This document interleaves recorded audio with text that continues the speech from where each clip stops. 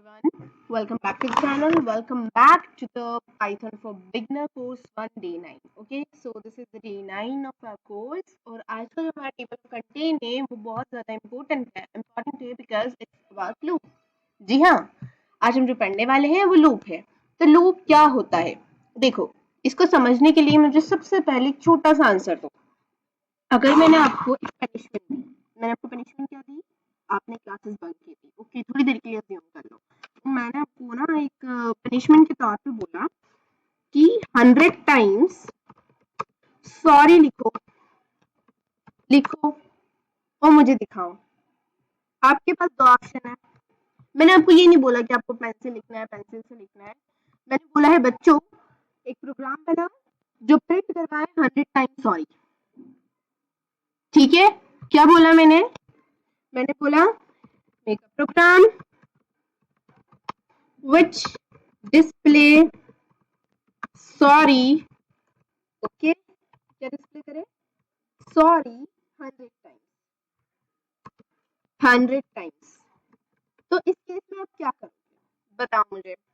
आप ना आप अभी देखिए आपके पास जितनी स्किल्स है उसके हिसाब से आप ये लिख दोगे सॉरी और इसी को कॉपी करोगे और 100 टाइम पेस्ट करोगे.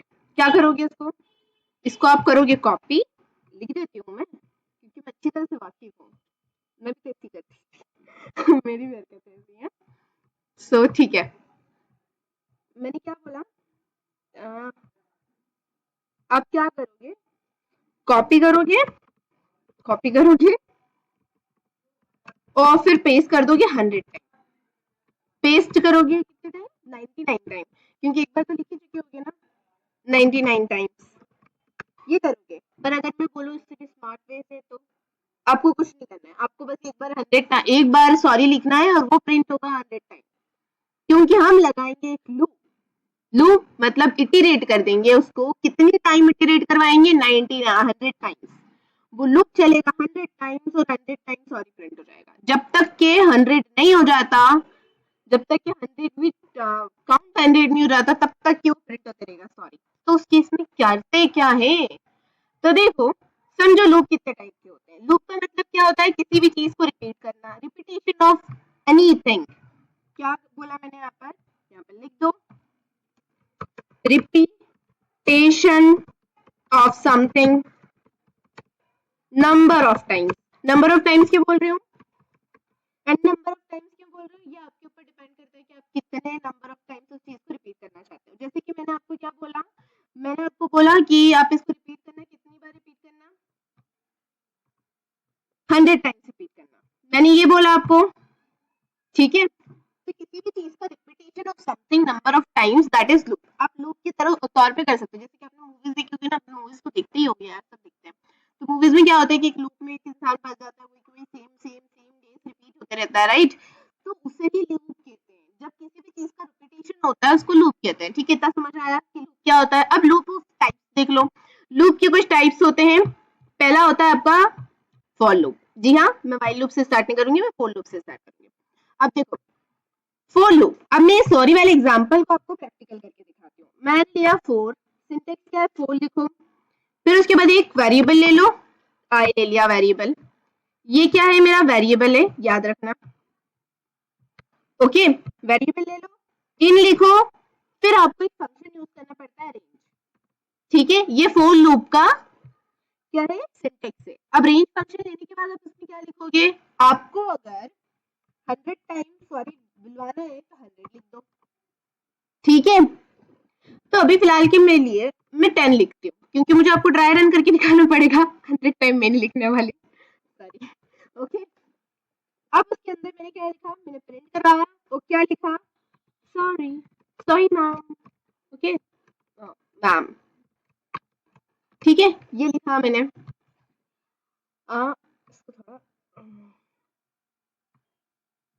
सॉरी मैम, ये लिखवाया मैंने. देखो अब ये चलेगा कैसे?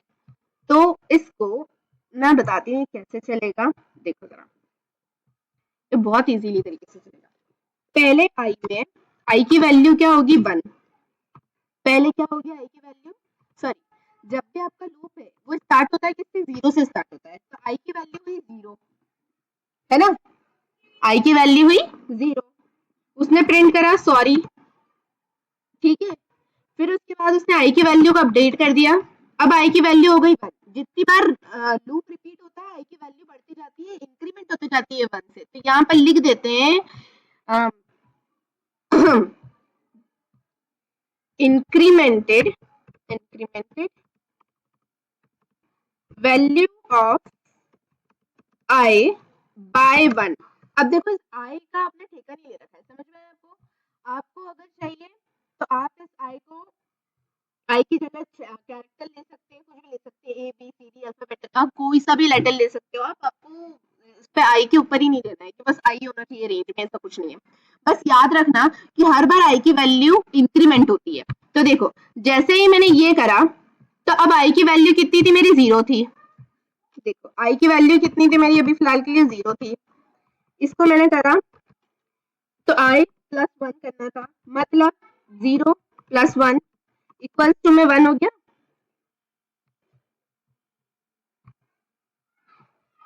अब आई की वैल्यू कितनी हो गई, 1। अब आई की वैल्यू फिर 1 हुई। हाँ अल्लाह, फिर से आप क्या प्रिंट करवाओगे,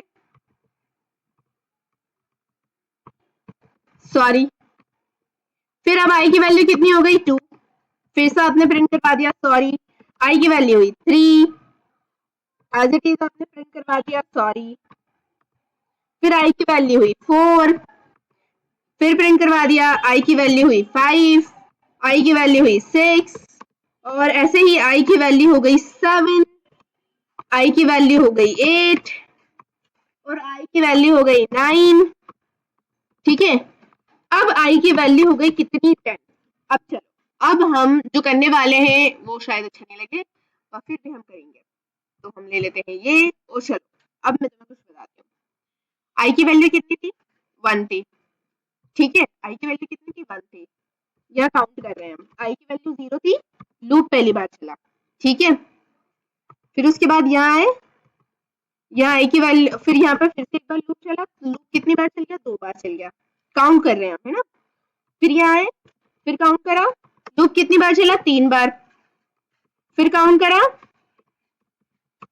अब लूप कितनी बार चला, 4 बार। देखो फिर से काउंट करा, जब आई की वैल्यू 4 हुई लूप कितनी बार चला था, 5 टाइम। फिर से काउंट करेंगे, आई की वैल्यू जब 5 हुई लूप कितनी बार चला, 6 टाइम। फिर से काउंट करेंगे, आई की वैल्यू 6 हुई जब कितनी बार चला, 7 time. As it is I की वैल्यू जब 7 हुई तो 8 टाइम चला, ठीक है। और जब आई की वैल्यू 8 हुई तो 9 टाइम चला, और जब आई की वैल्यू 10 हो गई तो लूप कितनी टाइम, सॉरी 9 हो गई तो लूप कितनी बार टाइम चला, 10 टाइम। हमने रेंज में कितना लिख रखा है, हमने रेंज में लिख रखा है 10। मतलब इसका मतलब क्या होता है कि जो आपका फोर लूप है वो कितनी बार चलेगा। देखो जब आप लिखते हो रेंज इक्वल्स टू में 10, इसका मतलब होता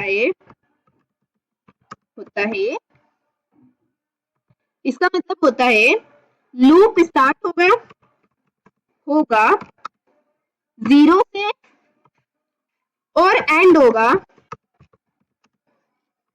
9 पर। क्योंकि जब आप काउंट करते हो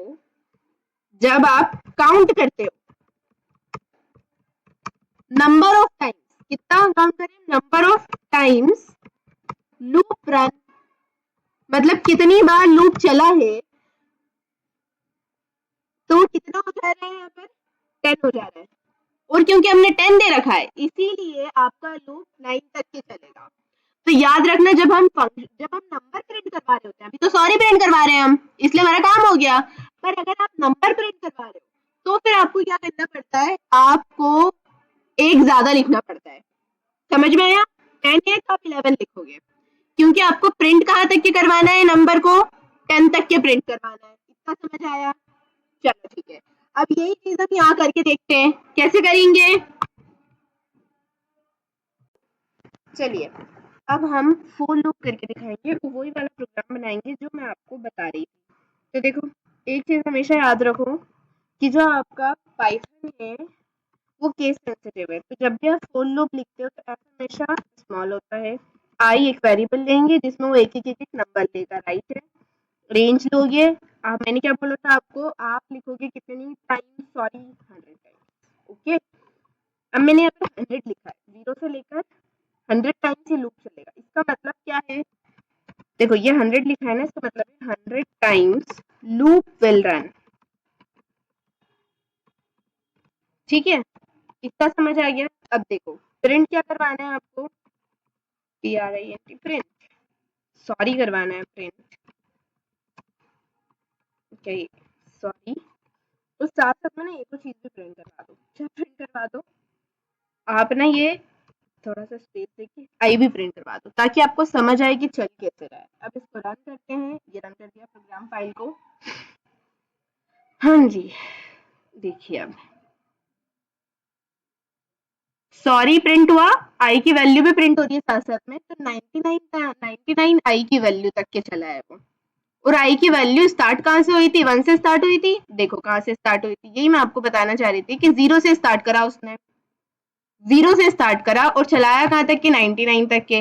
अब 0 को भी एज ए नंबर आप काउंट कर लो तो मतलब 100 टाइम लूप चला है, लेकिन आई की वैल्यू स्टार्ट कहाँ से हुई, 0 से। यही मैं आपको बताना चाहती थी कि अगर आप ये काउंट करवाना चाहते हो, अगर आपको मुझे बताना है कि 1 से, मैं तो देख के बोल दूंगी, मैंने 100 टाइम बोला था, एक बार और सॉरी लिखो। तो इसके लिए आपको ये करना पड़ेगा क्या, कि यहाँ पर आपको 100 की जगह 101 लिखना होगा, और इसका इनिशियल पॉइंट भी दे सकते हो आप 1 से। अब देखो फिर से रन करते हैं, 1 से मैंने इनिशियल पॉइंट देखा है, देखो 100 टाइम तक के चला, एक कम चलता है इतना पता है आपको, ठीक है। इतना तो समझ में आ गया, वो लेगा 1 से ही, 0 से ही लेगा वो, लेकिन वो प्रिंट कहाँ से करेगा, 1 से करवाएगा। 1 से लेकर कहाँ तक के चलाया आपने, आपने चलाया 100 तक के, एक कम चलता है, 101 लिया मतलब एक कम चला, 100 तक के चला।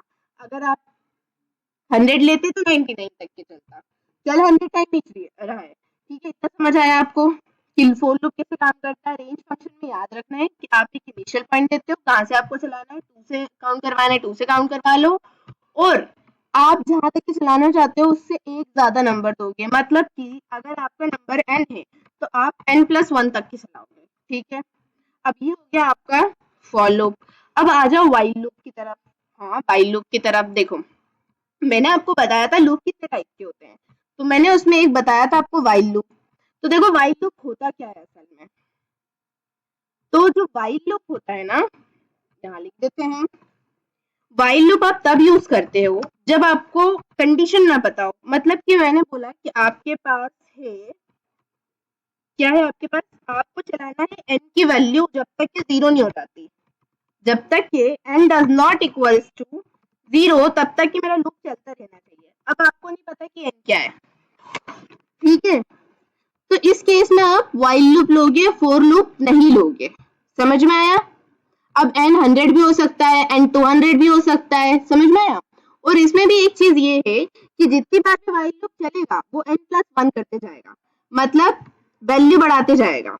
देखो जैसे कि मैंने यहाँ पर ये वाइल लूप चलाया और यहाँ पे मैंने n की वैल्यू दे दी 5, जब तक ये 0 से बड़ा है 5 तब तक ये लूप चलना चाहिए। यहाँ पर मैं प्रिंट करवा देती हूँ, प्रिंट सॉरी, ठीक है सॉरी प्रिंट करवा देते हैं, आज सॉरी खुद बोलेंगे, ठीक है। अब क्या करें, इसको प्रिंट करवाते हैं, ठीक है। चलिए चलाते हैं इसको। रुक रहा है, नहीं रुक रहा है, क्यों, क्योंकि 5 बड़ा ही है, आपने नंबर छोटा करा, नहीं छोटा करा। तो देखो क्या करते हैं इस केस में, आप यहाँ पर n लोगे, ऊपर n की वैल्यू डिफाइन कर दो, ये n की वैल्यू डिफाइन कर दी मैंने 9, ठीक है। और यहाँ पर आपने क्या बोला कि जब जब जब जब चले तब तब n को 1 से माइनस करते जाना, समझ में आया। तो अब आप देखो फिर से चलाते हैं,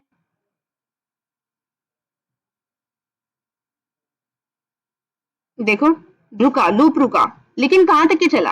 अब इसको काउंट करने बैठेंगे क्या, नहीं हम काउंट नहीं करेंगे, हम सीधे डायरेक्ट n की वैल्यू प्रिंट करवा देते हैं हर बार, तो आपको पता चल जाएगा कि कितनी बार लूप चला है। Let me tell you.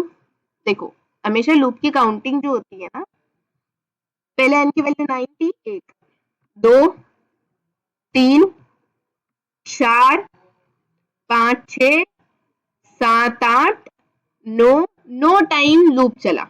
ठीक है, अब देखो अभी मुझे पता नहीं था ना n की वैल्यू, अगर मैं n की वैल्यू यूजर से ले लूं, फॉर एग्जांपल ये यूजर डाल दिया मैंने, n की वैल्यू ले लेते हैं, इंट लेते हैं, इनपुट लिखते हैं और लिख देते हैं इंटर वैल्यू ऑफ n। ठीक है, अब आपको n की वैल्यू नहीं पता है इसलिए आपने यहाँ पे ये लिख दिया। ठीक है, चलो अब लेकर देखते हैं। ठीक है, रन करते हैं इसको। n की वैल्यू आ गई, यहाँ पर मैंने लिख दिया 5, तो 5 टाइम प्रिंट होगा, सॉरी ठीक है 5 टाइम प्रिंट हुआ। अब आप बोलोगे मैम ये तो हम फॉर लूप से भी कर सकते थे ना। देखो करके दिखाती हूँ मैं। ये फॉर लिखा, आई लिखा, इन रेंज लिखा। अब मुझे ये बता दो आप n की वैल्यू क्या है। अगर अभी 5 थी तो ठीक है 6 टाइम पे लूप चलाना है, मुझे 6 टाइम लूप चलाना है ना। ठीक है, मैंने 1 से स्टार्ट करा, 6 टाइम लूप चलाना है मुझे। ओके, ये समझ आ गया मुझे। और यहाँ पर मुझे प्रिंट करवा देना है, सॉरी। पर जरूरी है कि हर बार यूजर 5 ही डालेगा नहीं ना। जब आपको n की वैल्यू नहीं पता होता है कि कितने नंबर ऑफ टाइम लूप चलाना है, तब आप क्या यूज करते हो, व्हाइल लूप का यूज करते हो। ठीक है, कल हम जो पढ़ने वाले हैं, कल हम पढ़ेंगे कंटिन्यू किस तरह से वर्क करता है, हम पढ़ेंगे ब्रेक किस तरह से वर्क करता है, एंड इन द लास्ट हम पढ़ेंगे नेस्टेड फॉर लूप। ठीक है, और उसके ऊपर हम प्रैक्टिस क्वेश्चन भी देखेंगे। कल का दिन बहुत ज़्यादा इम्पोर्टेंट है, सो बने रहिए। Thanks for watching me.